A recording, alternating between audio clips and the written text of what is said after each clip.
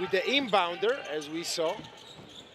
They get it into Angel Reese, and she makes them pay. An international governing body just handed the most vocal critics of WNBA officiating the most compelling evidence package they have ever possessed.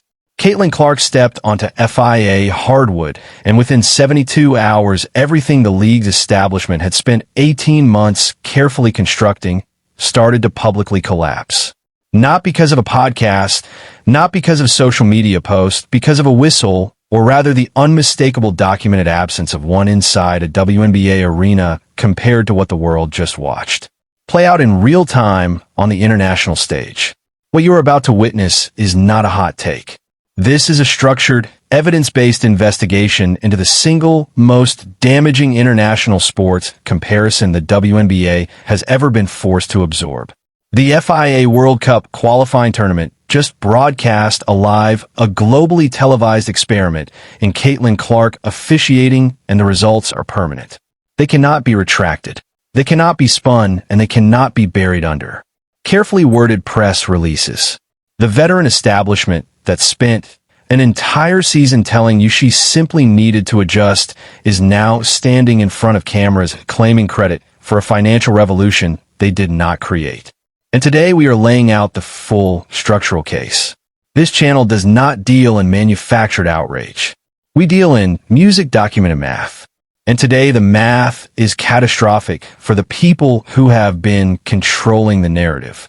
If you have been tracking this story since last season, if you watched the replays, ran the numbers, and kept asking questions that the mainstream sports media refused to seriously engage, hit that like button right now, because everything you suspected you were looking at was exactly what you were looking at. And today, we are building the complete evidentiary record. Let's establish the baseline. During the FIBA World Cup qualifying tournament, Caitlin Clark produced at an MVP level. The award was not a courtesy or a participation trophy handed to the most recognizable American name on the roster. The production was statistically documented across multiple competitive games against international opposition that had every reason and incentive to shut her down. But the box score, as significant as those numbers are, is not the most important data point this tournament generated. The most important data point is the officiating environment in which those numbers were produced. FIBA referees operate under a singular mandate: enforce the international rules of basketball. They carry no exposure to WNBA locker room dynamics. They have no relationship with domestic veteran hierarchies. They are entirely unaware of and wholly uninterested in the unwritten social contracts that govern which players get protected and which players get left exposed in the American Domestic League. FIBA officials seek contact, they assess contact, and they call contact according to the written rule book. Every time, without exception or political calculation. And the moment that officiating environment replaced the domestic one, something happened that the WNBA establishment had spent 18 months insisting was categorically impossible. The physical contact that had defined Clark's entire rookie season essentially stopped. The off-ball hits that routinely went uncalled during Indiana Fever home games. The contact on drives into the paint that referees consistently declined to whistle despite multiple camera angles showing clear violations. The aggressive physical positioning that independent analysts flagged throughout the season as anomalous for a player with Clark's offensive production profile. All of it disappeared immediately on day one of international competition. This is not an interpretation requiring specific ideological alignment to accept. This is a documented officiating contrast that any viewer with access to both sets of game footage can independently verify in under an hour. Watch the 2024 WNBA regular season games involving the Indiana Fever. Then watch the FIBA qualifying games. The officiating behavior is not stylistically similar. It is not a question of degree or emphasis. It is categorically, systematically different. And the only variable that changed between those two environments was the identity of the officials holding the whistles. The league's official position throughout Clark's rookie season was consistent, carefully maintained, and aggressively distributed through every available media channel. She was adjusting to the physicality of the professional game. Every young player endures this process. Veterans had paid their dues and earned their protection over years of service, and Clark would need to follow the same path. The narrative was neat. It was plausible on its surface, and it was amplified by sports media figures who either accepted it uncritically or chose not to push back in any meaningful way. But that narrative carries a structural flaw that the FIBA tournament just permanently exposed to the entire global basketball audience. If the lack of foul calls during Clark's rookie season was genuinely attributable to her needing to adapt, if the real issue was her experience-level music and game development rather than the officials, then explain why a completely fresh officiating crew with zero investment in WNBA politics immediately and proactively protected her from the very first whistle of international play. The adjustment narrative requires you to locate the problem inside Caitlin Clark. The FIBA data requires you to locate the problem inside the officials. These two conclusions cannot coexist. The historical record of Clark's 2024 WNBA season deepens this analysis considerably. Independent sports analysts tracking her foul drawing rate during that rookie year documented a statistically significant deviation from what players with comparable offensive usage and drive frequency typically produce at the professional level. When you construct a player profile matching Clark's attack rate, her contact frequency at the rim, and her pull-up jumper volume, the expected foul production based on decades of historical data is substantially higher than what she received from WNBA officiating crews. That gap, the distance between what the statistical model projects and what actually happened, exists in the public record. It was circulating within the analytics community well before the FIBA tournament. What the international stage delivered was a televised real-world music confirmation of what the numbers had been suggesting across an entire regular season. When neutral officials replaced politically invested ones, the statistical anomaly corrected instantly. Clark's foul drawing rate normalized. The officiating gap closed, and the result was an MVP performance that a global audience watched without mediation.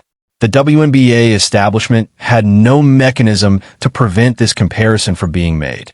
They could not control the FIBA environment. They could not brief the international officials. They could not apply the same institutional pressure that had apparently shaped domestic officiating decisions. The tournament was going to happen. Clark was going to play in it. And the uncontrolled experiment was going to produce results that either confirmed or contradicted 18 months of official narrative. The results are in the comparison has been made. And the permanent record now reads as a direct publicly available challenge to every explanation the league offered during Clark's first professional season. Music. Here is what you need to understand before we get into the CBA situation. Because these two stories are not separate news items. They are connected by a single through line. The question of who actually built the financial foundation on which the WNBA is currently standing. The league as a commercial entity had a well-documented financial profile entering the 2024 season. 3 decades of operation had produced a league with genuine cultural significance and a dedicated fan base. But persistently modest national television numbers, limited sponsorship premiums, music, and a business model that consistently required external subsidy from the NBA parent organization.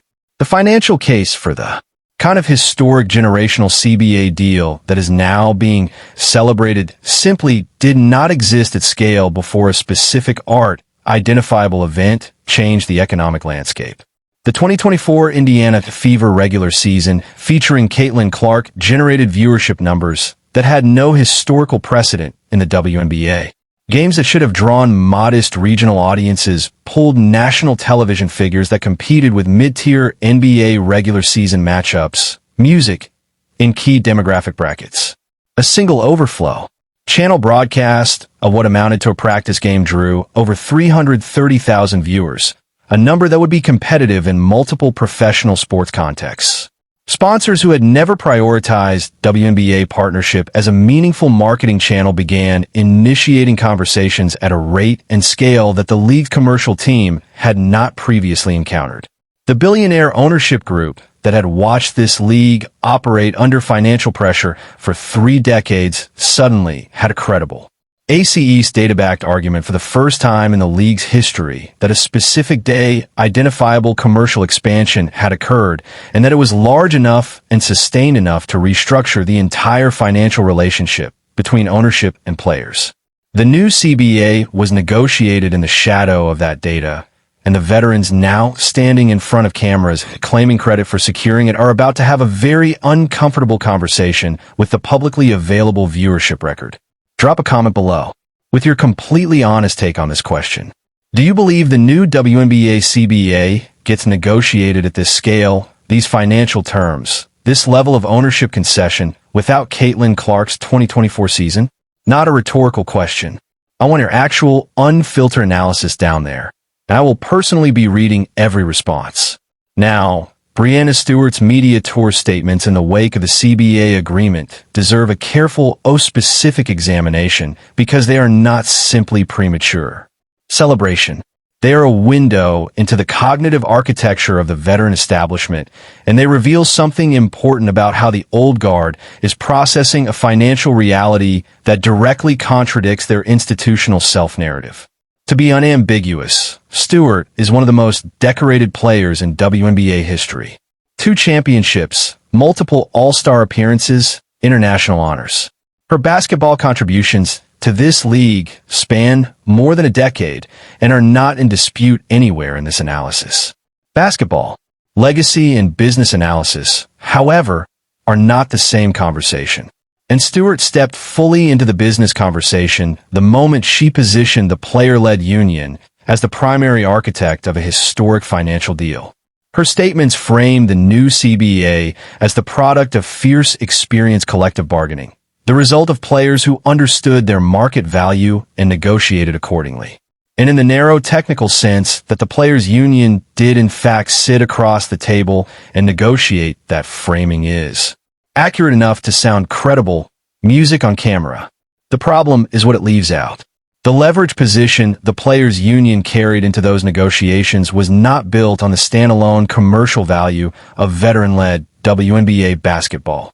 The off-season alternative leagues that veterans participated in competition circuits operating without Clark's presence drew viewership numbers that were in multiple documented instances negligible by any professional sports standard. These are not exaggerations or inflammatory characterizations. They are publicly reported audience figures for broadcast events that the veterans themselves promoted as evidence of the league's depth and commercial viability. The ownership group entering CBA negotiations had access to every piece of that data. Internal proprietary data on ticket sales, merchandise revenue, digital engagement, and broadcast performance gave them a granular picture of where the league's commercial value was concentrated. They had watched an entire season of live comparison data.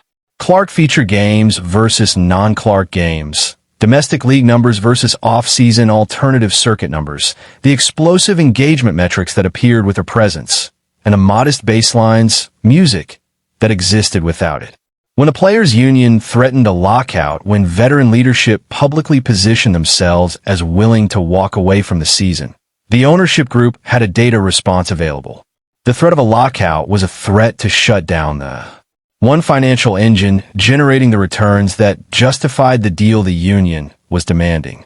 The billionaire owners called that bluff because the math made calling it the rational move. The union folded because the leverage was never where the veteran leadership publicly claimed it was. Before we continue, if this kind of financial breakdown is the reason you keep coming back, consider joining the channel as a member. Your support is what keeps us digging into the stories nobody else is covering. The deal that came out of these negotiations delivers real, meaningful improvements for WNBA players across the entire roster. Salary increases that affect players at every tier. Improved travel standards that have been a documented quality of life issue for the league's athletes for years. Expanded roster structures that create more roster spots. These are legitimate gains that will materially improve the lives of players at every level of the league. That is worth acknowledging honestly. But the source of the leverage that made those gains negotiable was not generated by veteran collective action. It was generated by an event that the establishment spent the first half of 2024 actively attempting to minimize the arrival of Caitlin Clark in the Indiana Fever lineup, music, and the commercial explosion that followed. The veterans claiming credit for this deal are claiming credit for building a house on a foundation they did not pour.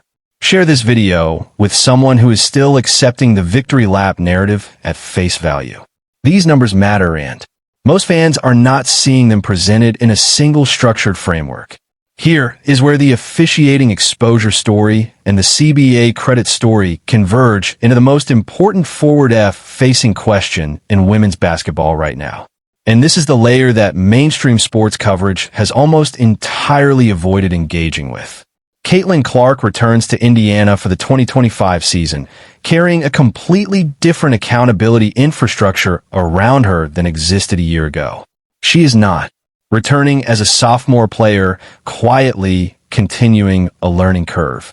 She is returning as an internationally validated MVP, whose officiating comparison data is now part of the permanent public sporting record. Every WNBA referee stepping onto the hardwood in 2025 will be operating in an environment where every foul call and every non-all involving Clark will be immediately benchmarked. Music against the FIBA baseline by thousands of independent analysts, fan journalists, and media figures with substantial platforms. The league cannot return to the adjustment narrative. That door is structurally closed. The international evidence has provided a reference point that cannot be argued away, and the analytics community that has grown specifically around WNBA coverage since 2024 has both the tools and the motivation to surface officiating anomalies in near real time. The expansion teams entering the league represent an additional structural shift in Clark's position within the league's power dynamics. New franchises and major markets need immediate commercial identity to justify their investment and build their fan base from scratch. The visibility that Clark generates is not merely valuable to Indiana Fever stakeholders. It is directly relevant to the financial futures of ownership groups that have not yet played their first competitive game. Those stakeholders represent a constituency of league investors with active quantifiable interest in Clark's health, visibility, and the officiating environment around her. That constituency did not exist during her rookie year. The commissioner's office is also operating with a different set of constraints heading into 2025. The global audience that watched the FIBA comparison data get generated is not an abstract concept. It represents a measurable expansion of the WNBA's international footprint, one that the league has a direct financial incentive to cultivate. International media partners, broadcast rights conversations in emerging basketball markets, and the global sponsorship revenue that follows elite international visibility all flow through the same pipeline. Caitlin Clark's continued dominance and the perception of the league as a credibly officiated legitimate professional product, allowing the officiating disparities of 2024 to continue in 2025 with the FIBA comparison data now existing as a public baseline would carry reputational and commercial costs that the league's administration has every reason to calculate carefully. The fan ecosystem has also shifted in ways that have direct institutional consequences. The social media infrastructure built around Clark's WNBA career has matured into something with genuine accountability force. Independent video analysts, dedicated statistics communities on Reddit and across social platforms, and fan journalists with growing audiences have collectively built the capacity to fact-check official claims and surface officiating patterns in a way that simply did not exist at scale before 2024. When the gap between official narrative and observable reality becomes too wide, the correction now happens publicly, rapidly, and at scale. The veteran establishment is not playing the same political game it played last year. The board has been completely restructured. The FIBA tournament removed one pillar of the official narrative. The viewership data removed another. The CBA negotiation record removed a third. What remains is a 2025 season that will operate as the most scrutinized, most analytically tracked, most commercially consequential season in WNBA history. And at the center of it is a player who has now demonstrated in a globally broadcast environment what she is capable of when the competitive playing field is level. The institutional attempts to contain Clark's narrative across her entire rookie year rested on the public's inability to make a direct side-by-side comparison. That ability now exists. The FIA referees did not set out to expose a domestic officiating mandate. They simply called the game by the rules, the way FIA referees always do. But the comparison their neutral officiating created will function as a permanent reference point for as long as Clark plays professional basketball. The 2025 season is not a continuation of 2024. It is a completely different accountability environment with different financial stakes, a different media landscape, and a global audience that just received a concrete demonstration of what this league's most commercially valuable player looks like when the politics are removed from the officiating equation. The establishment spent a year trying to contain that reality. The FIA tournament made containment impossible. If you're not subscribed yet, this is the moment. Hit that subscribe button and turn on notifications right now, because when this season tips off, this channel is going to be your front row seat for every development the mainstream sports media refuses to engage with directly. The next video goes deep on what the new CBA's specific financial terms mean for Clark's leverage inside Indiana's roster. Construction and the structural implications for the Fever's championship timeline will not be what most analysts are projecting. Do not miss it.